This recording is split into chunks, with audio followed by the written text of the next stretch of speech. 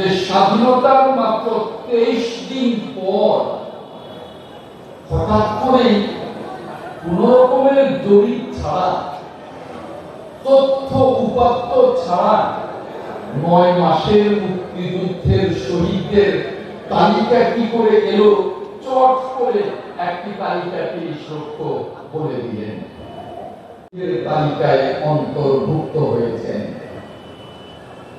একটা বক্তব্য আপনাদের মনে থাকবার কথা, আমাদের প্রিয় নেত্রী, দেশনেত্রী মরহুমা ম্যাডাম খালেদা জিয়া একবার শহীদদের তালিকা নিয়ে কথা বলেছিলেন বলে অনেক আমাদের প্রিয় নেত্রীকে অনেক কটাক্ষ করা হয়েছিল তদানীন্তন সরকারের কাছ থেকে। অথচ এটা বহুল আলোচিত একটি বিষয় যে স্বাধীনতার মাত্র 23 দিন পর হঠাৎ করেই কোন রকমের জরিপ ছাড়া, তথ্য উপাত্ত ছাড়া 9 মাসের মুক্তিযুদ্ধের শহীদদের তালিকা কি করে এলো, চট করে একটি তালিকা পেশ বলে দিলেন।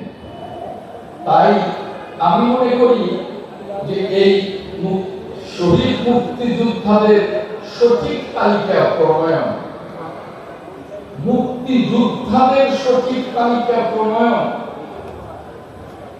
এবং ওই মুহূর্তে যারা মুক্তিযুদ্ধ বিরোধী ছিল, রাজাকার, আল বদর, আল সাম, তাদেরও সঠিক তালিকা প্রণয়ন আমার মন্ত্রণালয়ে একটি বড় চ্যালেঞ্জ।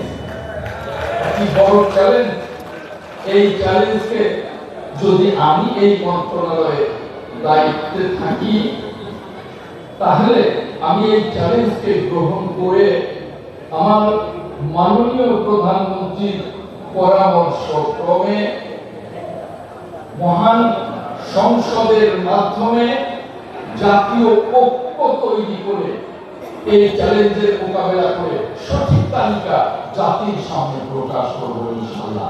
আপনাদের কাছে কথা দিচ্ছি।